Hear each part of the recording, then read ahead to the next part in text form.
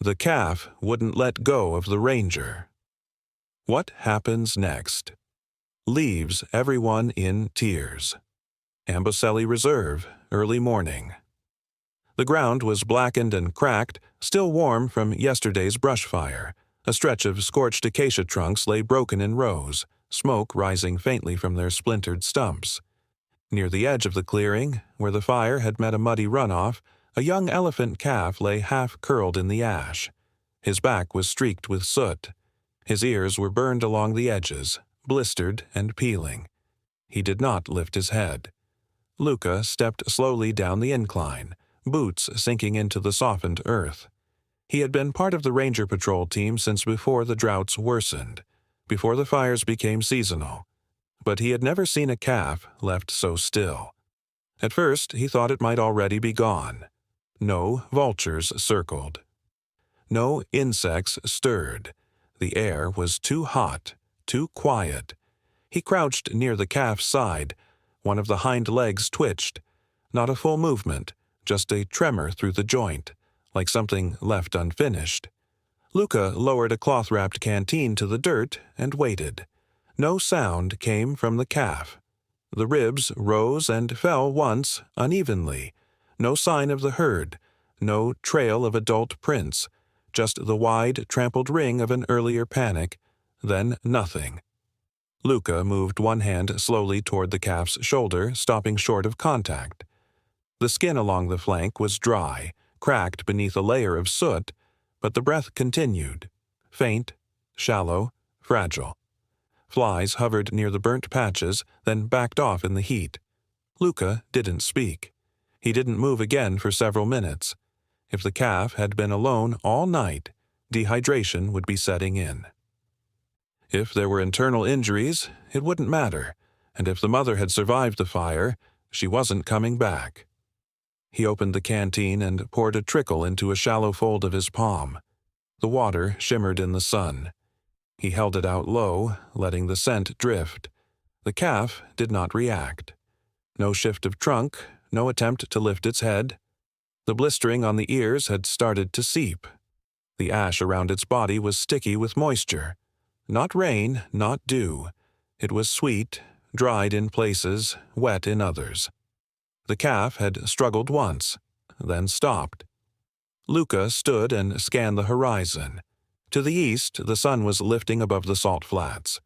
No shapes moved in the distance, no calls, no prints fresh enough to follow. The rest of the patrol had gone to flank the reserve's border. He had stayed back to check the burn line. He was alone here. And so was the calf. If the calf didn't drink within the next hour, it would begin to shut down. If the burns reached below the skin layers, infection would follow. If he moved too fast, the calf might panic and collapse further. If he waited too long, there'd be nothing left to save. He stepped back once, giving space. The calf's eyes opened slightly, not fully, just enough to catch the light. They were clouded, sun-reddened, but awake. The trunk moved once, dragging through ash toward the canteen on the ground. It stopped halfway. A quiet, dry rasp of air pushed from the calf's nostrils. Luca moved the canteen closer.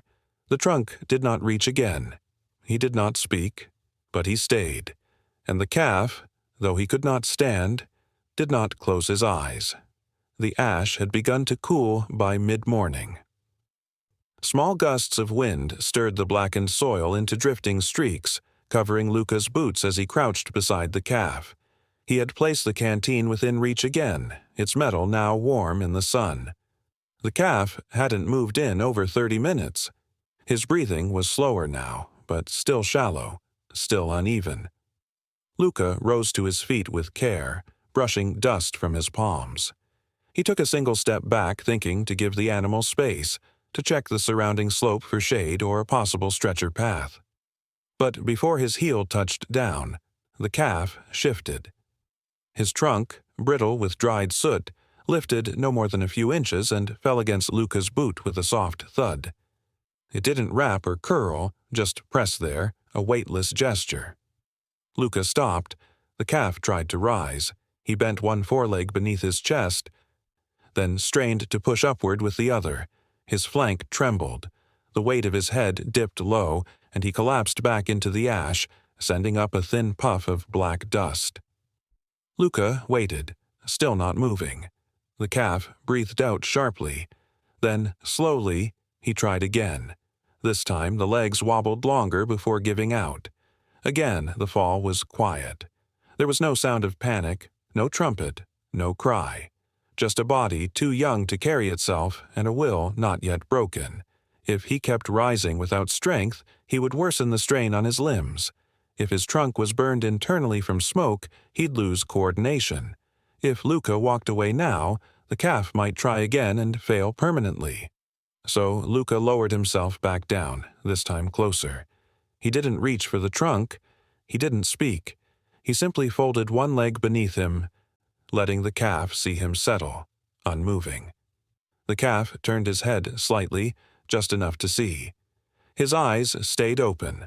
The canteen remained untouched. Luca poured a fresh stream into his palm again, the skin of his hand pale against the soot. This time he did not offer it. He let the scent rise and waited. The calf did not move toward it, but he didn't turn away either. The wind shifted from the west. A thin branch, half-burnt, rolled near the calf's flank and stopped. Luca gently nudged it away with a boot. The calf flinched, then slowly pressed his trunk once more toward the ground, not in fear, but seeking. Luca leaned forward and whispered, almost inaudibly, "Easy now." The calf's breath rasped again, followed by a longer exhale. His front legs folded closer to his body, tucked now in a posture less collapsed than before. Not standing, not sitting, but be prepared. If he could stay upright like this, even for minutes at a time, circulation might improve. If he could manage water within the next hour, shock could be delayed. If not, the burns alone wouldn't be the cause of a loss. Dehydration would. Still, Luca did not move. The calf's trunk remained in the dust, one tip facing Luca's boot, not touching this time. But close. They sat like that, in silence, ranger and calf. No sound except the wind and the soft grit of ash shifting beneath them. No decision made. Just presence. Stillness. A first kind of trust. By late afternoon, the wind had fallen still. The ash no longer lifted in clouds. It settled thick across the clearing, sealing heat into the ground. Luca moved with slow, deliberate steps, unrolling a canvas sheet he'd kept folded in his supply pack. He tied one edge to the burned skeleton of a tree, then propped the other corner with a narrow support stick pressed deep into the soot-hardened soil. It wasn't high, just enough to cast a shadow over the calf's back. The calf did not move. His flanks rose and fell in a shallow rhythm. Flies had returned, clustering around the folds of his burned ears. Luca swept them away gently, not with force but with a long feathered branch he found near the runoff line.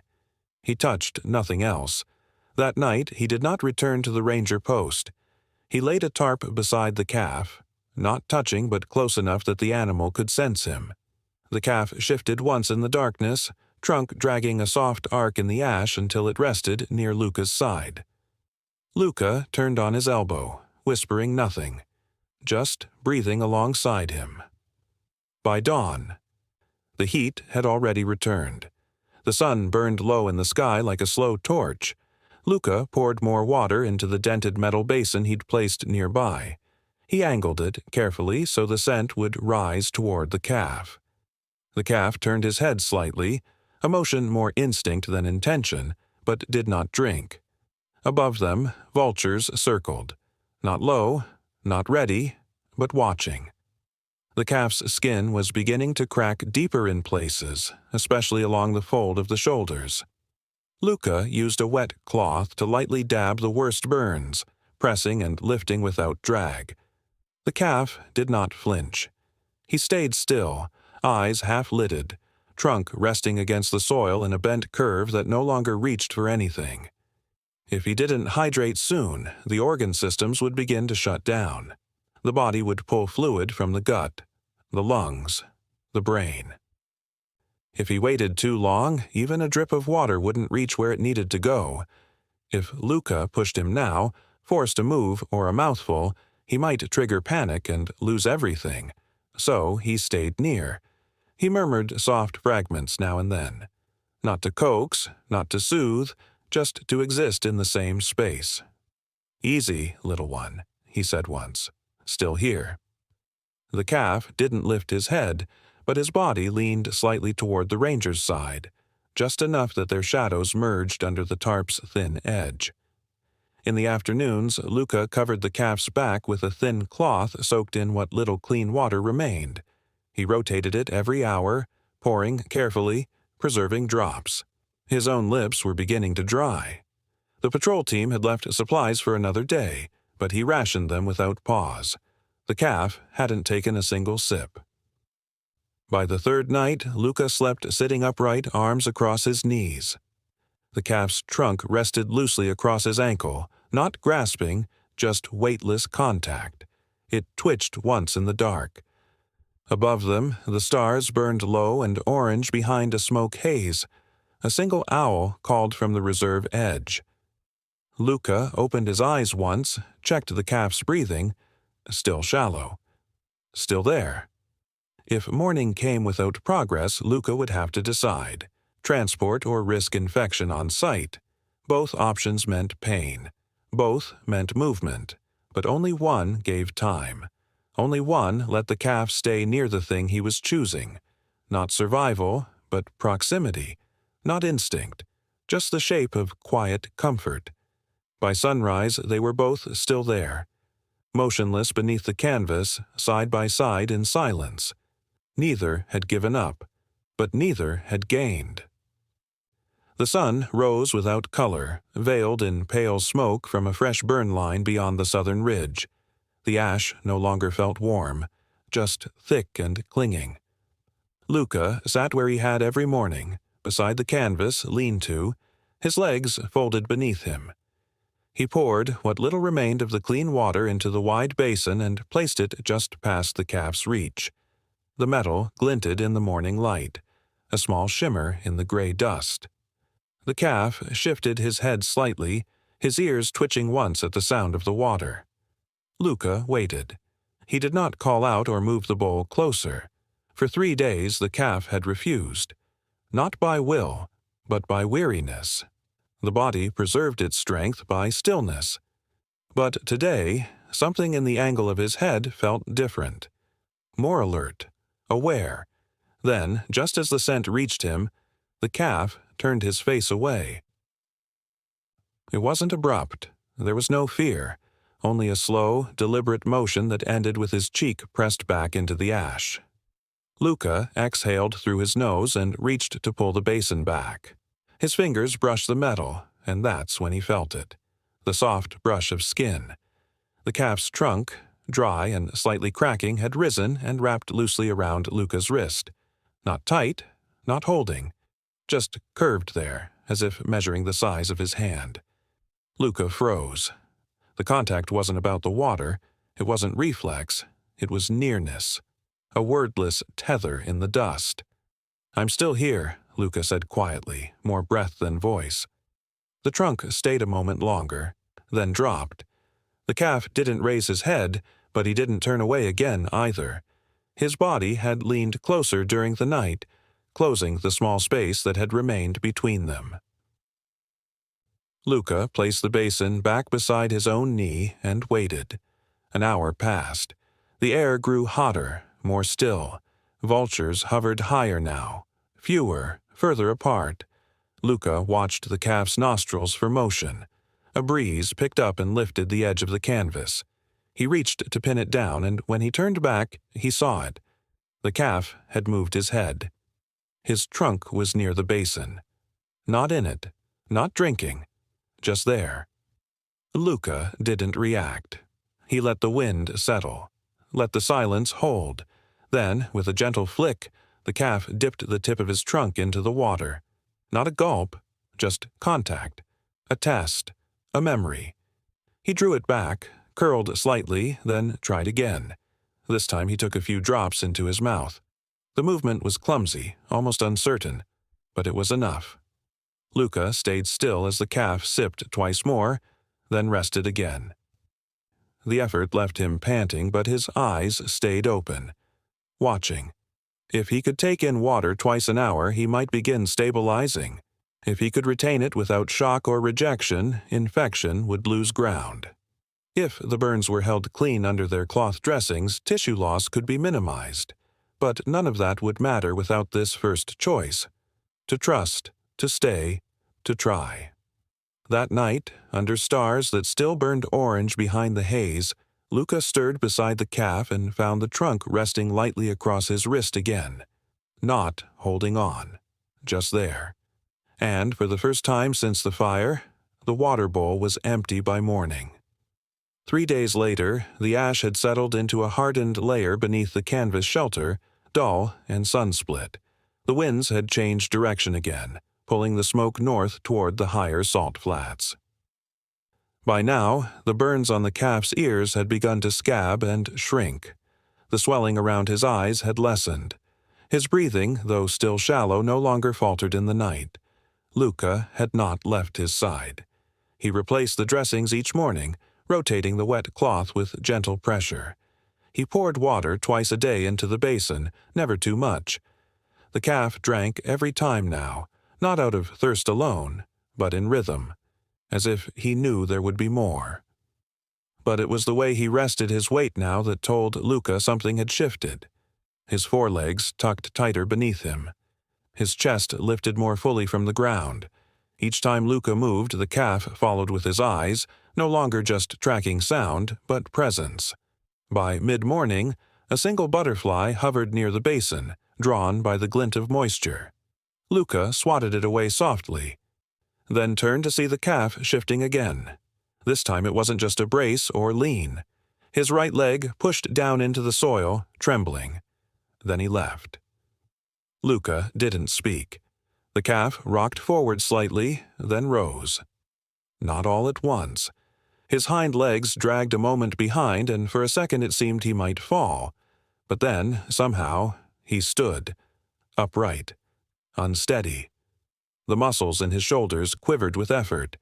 His trunk lifted once, reaching out not toward water, not toward food, but toward Luca. One step. The calf placed his foot down gently, ash puffing beneath it. Then another. Each motion held caution, not fear. The body moved like it remembered how, even if it wasn't strong yet. Luca stepped back only a little, letting the calf choose.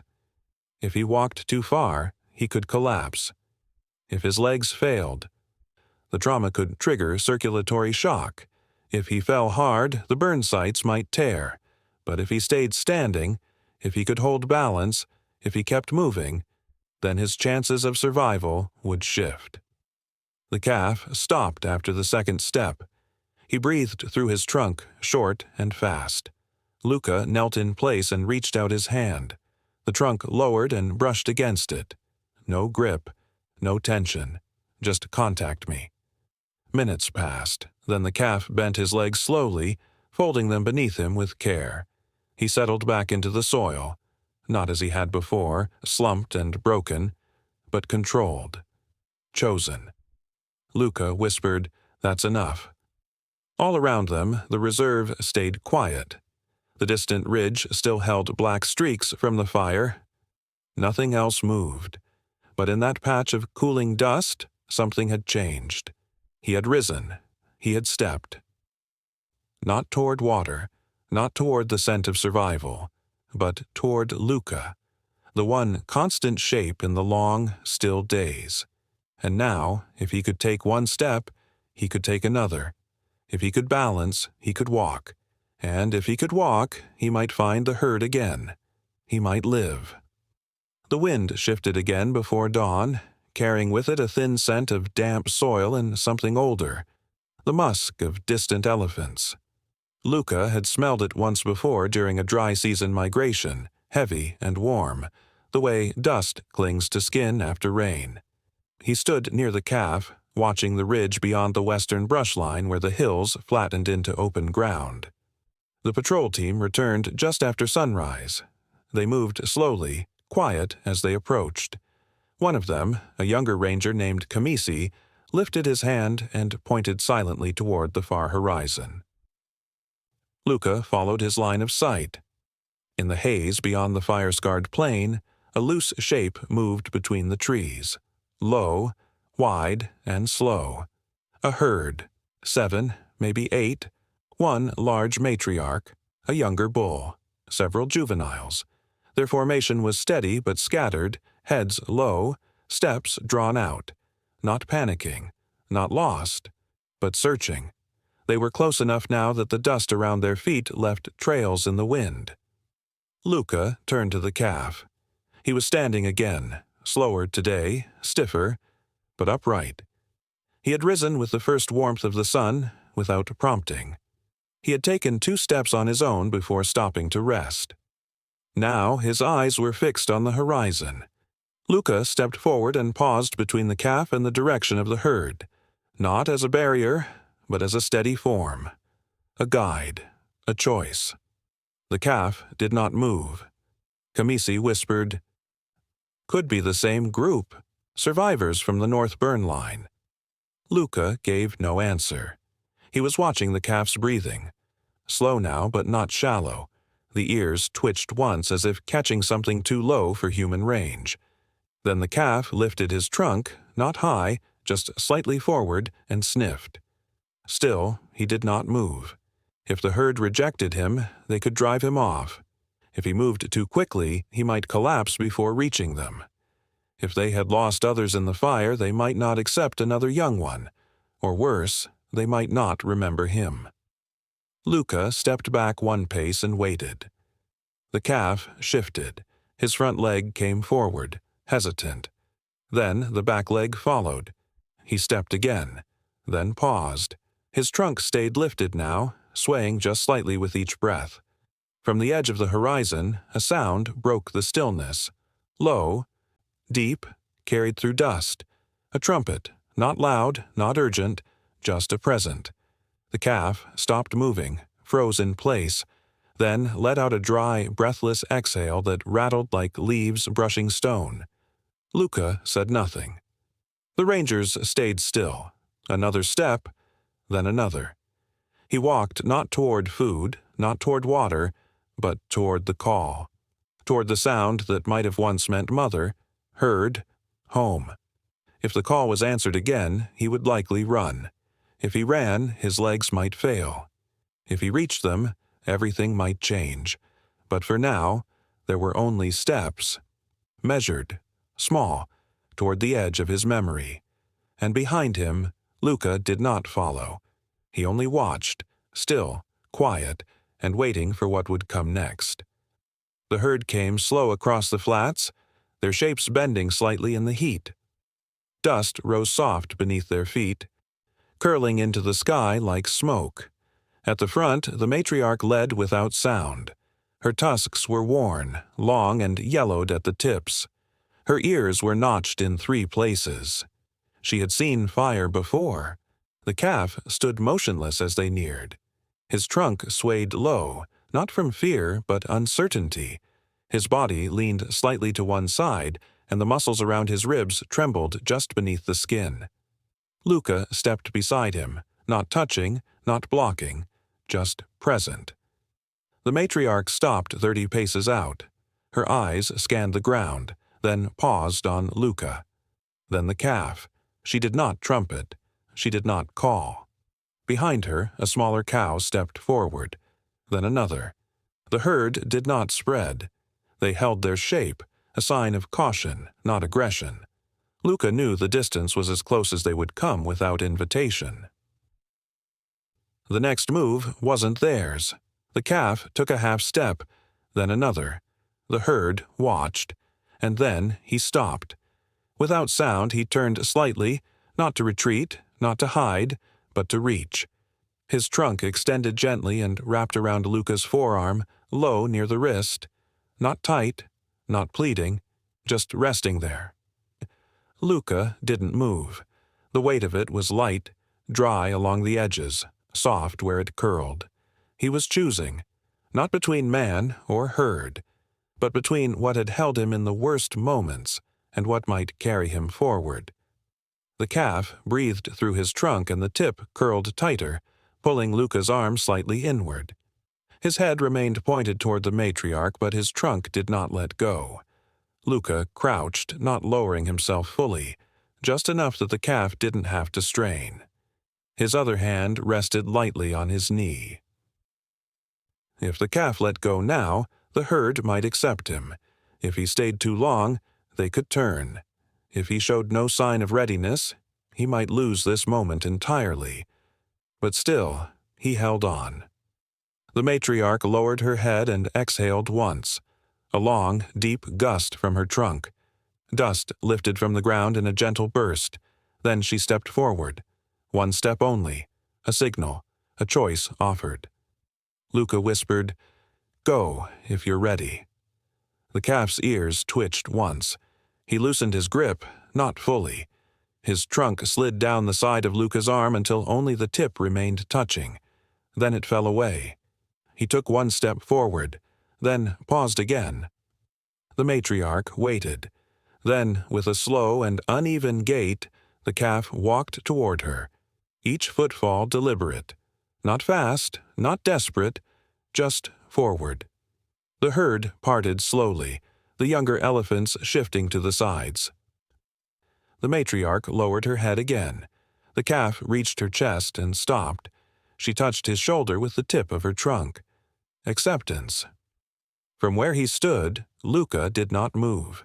The calf turned his head once, back toward him, eyes soft. The look didn't linger. It wasn't dramatic. It wasn't a farewell.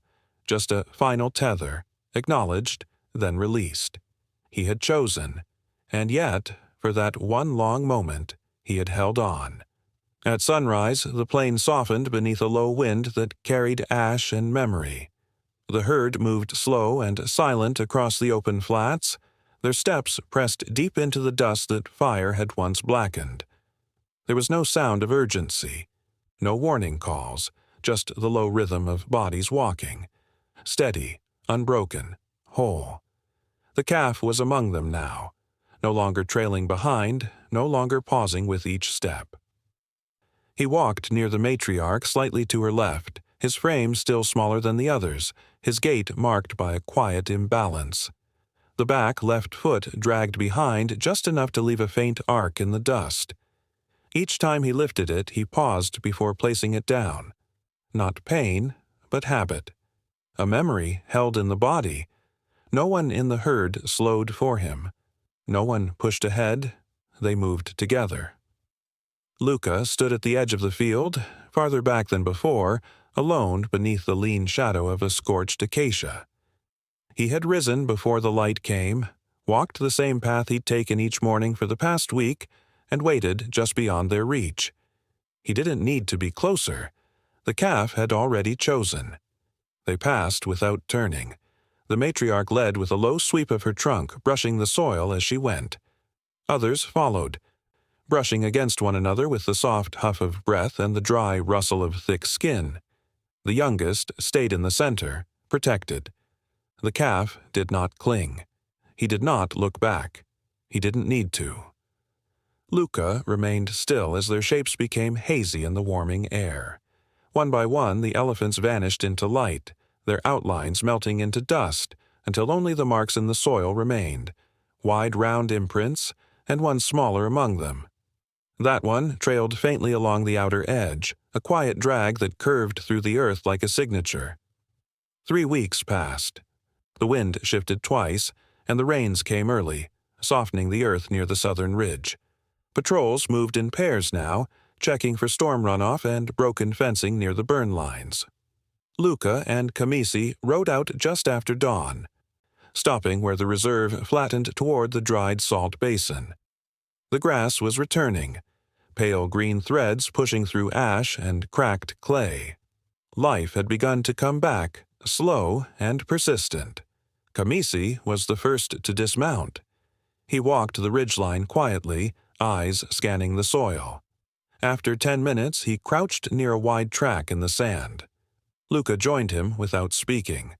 Beside the print, deep and round belonging to an adult, was another, narrower, lighter. A few inches behind it, a thin arc curved sideways through the dust. The drag of a foot not fully lifted. Familiar. They followed it slowly. The prints continued for several hundred meters, weaving between the others but never straying far. Wherever the matriarch had stepped, the calf had followed.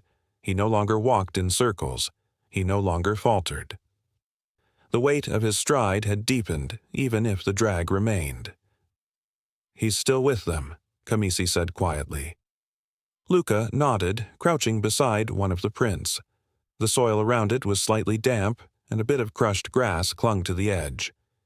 He reached down, brushing the earth with the back of his fingers. The indentation was fresh, hours old, maybe less. If the herd kept moving at this pace, they'd be beyond the ridge by nightfall. If predators were nearby, the formation would tighten. If the calf grew stronger, the drag would lessen over time. If not, it didn't matter. He belonged now. He was protected. They stood in silence for a while, letting the wind pass over them. Then they turned back. They didn't mark the site, no stones, no flags, no collar on the calf, nothing to track. Just the memory of a shape held in dust. One print among many, small and imperfect, but there. Life continued. By midday, the wind swept in from the north again, soft but constant. The dust lifted gently in waves, pulling at the edges of the tracks. The deeper ones held. The smaller ones blurred. Still, one arc remained, trailing behind the round mark of a foot that never quite stepped clean. A sign. A story, carried quietly across the earth.